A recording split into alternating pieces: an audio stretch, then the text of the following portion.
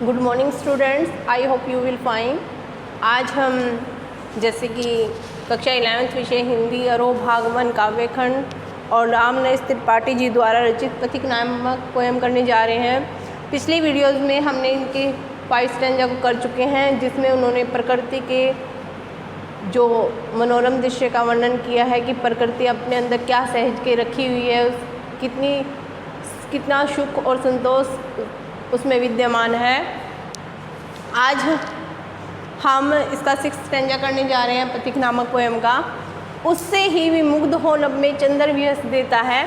जैसे कि 5th stanza में हमने देखा था कि क्या पढ़ा था हमने कि रात्रि के बाद जब सुबह होती है, रात्रि का वर्णन किया गया था। उसमें तारे चमक रहे थे और सुबह सुबह जो प्रातःकालीन समय में सूर्य उदय हो रहा है उस समय का वर्णन था। इसमें प्रकृति दृश्य का वर्णन करते हुए क्या कहता है कवि, उससे ही मुग्ध होलब में चंद्र भी हंस देता है। जब सुबह प्रातःकालीन सूर्य उदय होता है उसे देखकर आकाश में जो चंद्रमा है वो उससे विमोहित मुग्ध होकर हंस देता है। सूर्य के उदित होने को देखकर वो हंस देता है। कौन? चंद्रमा। वृक्ष विविध पत्तों पुष्पों से तन को सजा लेता है, और जो वृक्ष है वो अनेक प्रकार के पत्तों से और फूलों से अपने आप को, अपने शरीर को सजा लेते हैं। अर्थात सूर्य के उदित होते ही वृक्ष भी पत्तों और फूलों से लद जाते हैं। पक्षी हर संभाल न सकते, मुग्ध चहक उठते हैं। और पक्षी भी अपनी खुशी को, सूर्य के उदित होने पर पक्षी भी जो है अपनी जो खुशी को संभाल नहीं पाते और वो चहचहाट कर और मुग्ध ध्वनि में आवाज़ करने लगते हैं, मुग्ध ध्वनि उत्पन्न करने लगते हैं। अपने हर्ष को कैसे प्रकट करते हैं? चहचहाकर और ध्वनि उत्पन्न करके, मुग्ध ध्वनि उत्पन्न करके प्रकट करते हैं। फूल सांस लेकर सुख की आनंद महक उठते हैं।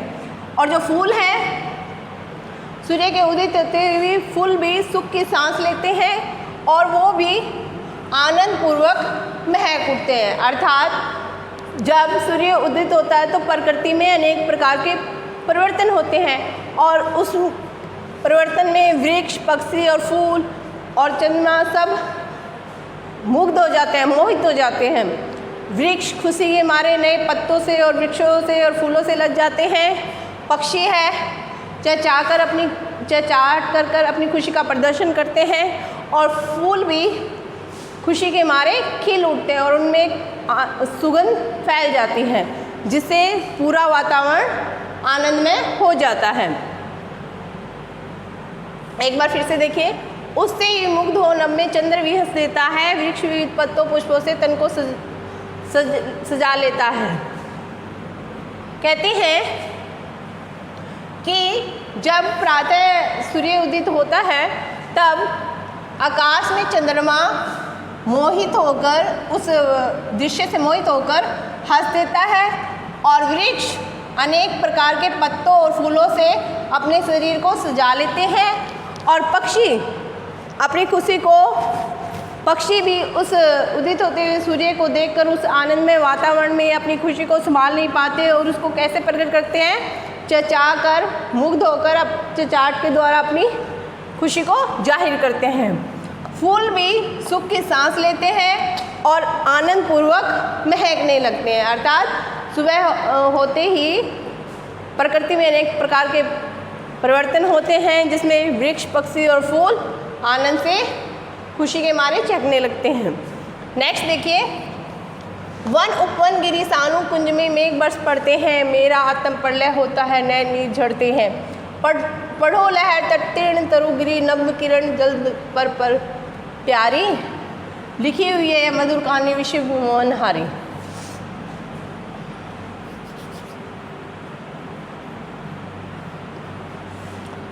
यहाँ पर जो कवि हैं रामनरेश त्रिपाठी जी, प्रकृति के सौंदर्य से वो भी सम्मोहित हो चुके हैं, और उस सम्मोहन शक्ति के कारण वो यहाँ पर क्या वर्णन कर रहे हैं? कहते हैं जब सुबह प्रातःकालीन सूर्य उदित होता है तो वनों, तो बादल हैं वो खुशी के मारे झूम उठते हैं, उनमें पानी भर आता है। और वो वनों में, बाग बगीचों में, पर्वतों पर, सानों में, समतल भूमि पर, कुंज में वनस्पतियों का जो समूह होता है उस पर बादल कहीं भी बरस पड़ते हैं, अर्थात बरसने लग जाते हैं, अपनी खुशी को जाहिर करते हैं।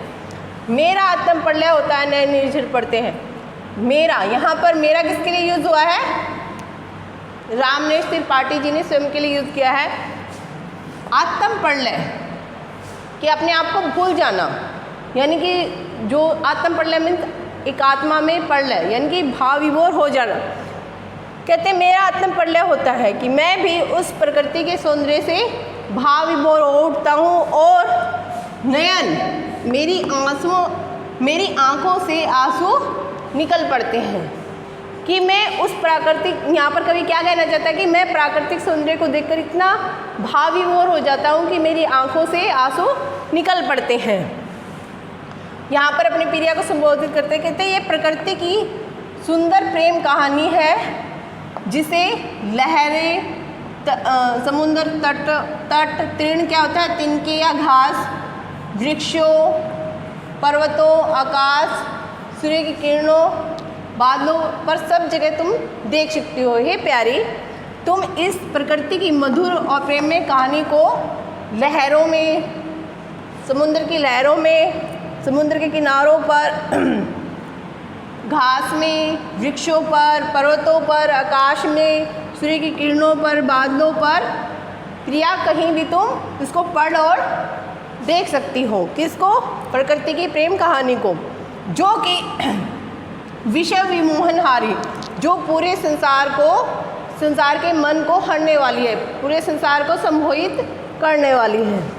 यहाँ पर भी इस स्टैंजा में कवि ने प्रकृति के ऐसे सुंदर दृश्य को प्रकट किया है जो पूरे संसार को मोहित करने वाला है। और यहाँ पर वो अपनी प्रिया को कहता है कि इस कहानी को तुम, प्रकृति की इस मधुर प्रेम कहानी को तुम कहीं पर भी पढ़ सकती हो, देख सकती हो, लिख सकती हो।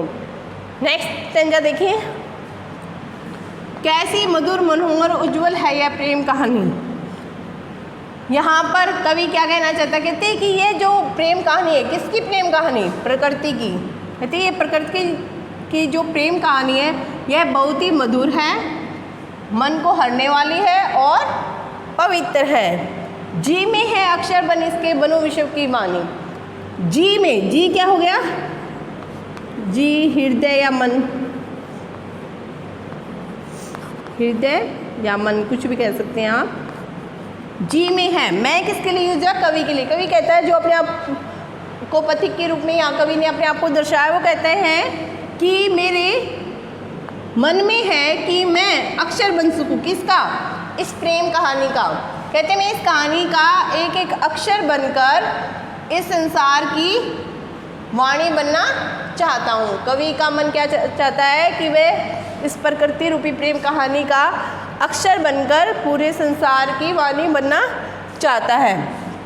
यह वाणी क्या है? स्थिर, शाश्वत है, पवित्र है, आनंदपूर्वक प्रभावित होने वाली है, सच्चा सुख और शांति देने वाली है। आहा प्रेम का राज्य परम सुंदर, अतिशय सुंदर। यहाँ पर कवि संबोधन करता है कि आहा, कि यह जो प्रकृति की प्रेम कहानी है और यह जो प्रकृति के प्रेम का राज्य है, यह बहुत ही सुंदर है और महासुंदर है। इससे जो शांति और सुख प्राप्त होता है वो कहीं और प्राप्त नहीं हो सकता। अर्थात कवि क्या कहना चाहता है कि जो प्रकृति का मनोरम दृश्य है वह सभी के मन को मोह लेने वाला है। इसके बाद विशेष में मैं आपको कुछ लाइंस लिखती हूँ जो कि सभी में कॉमन है। जैसे कि विशेष में पहली लाइन आप क्या लिखेंगे? भाव के रूप में कि स्टैंजे में क्या बताया गया है। जैसे कि इसमें क्या बताया गया है? 6 स्टैंजे में जो प्रकृति के परिवर्तन का वर्णन किया गया है कि जब प्रातःकालीन सूर्योदय होता है तो प्रकृति में अनेक परिवर्तन होते हैं। तो पक्षी, वृक्ष, पक्षी और फूलों में क्या परिवर्तन आता है, चंद्रमा में क्या परिवर्तन आता है वो इसमें दर्शाया गया है।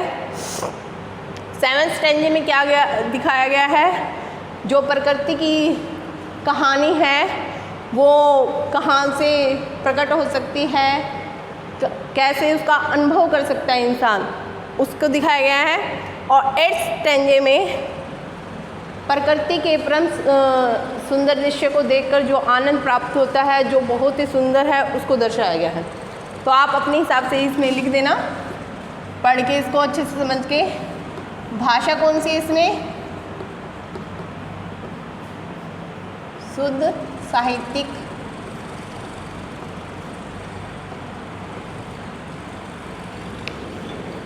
खड़ी बोली,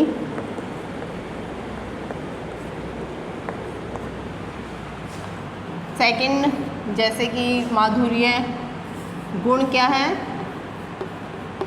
माधुर्य, रस, शांत,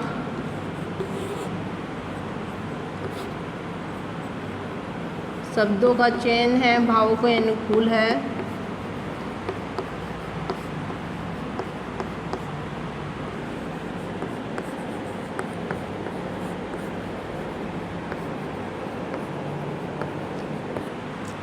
अब जिसमें कई जगह संबोधन शैली आई है, कई जगह प्रश्नात्मक आई है, तो वो आप चूज करके खुद लिखेंगे। ये स्टैंजे सभी में नहीं आएगा। संबोधन शैली उसी में आएगी जिसमें ये चिन्ह दिया गया होगा, और जहाँ पर ये चिन्ह दिया होगा वहाँ पर प्रश्नात्मक शैली आएगी कि हाँ भाई यहाँ पर प्रश्न पूछा गया है। 6th स्टैंजे में आप अलंकार वगैरह छाट के लिखेंगे। इसमें ज़्यादातर क्या है, प्रकृति का मानवीकरण किया गया है, प्रकृति का मानवीकरण किया गया।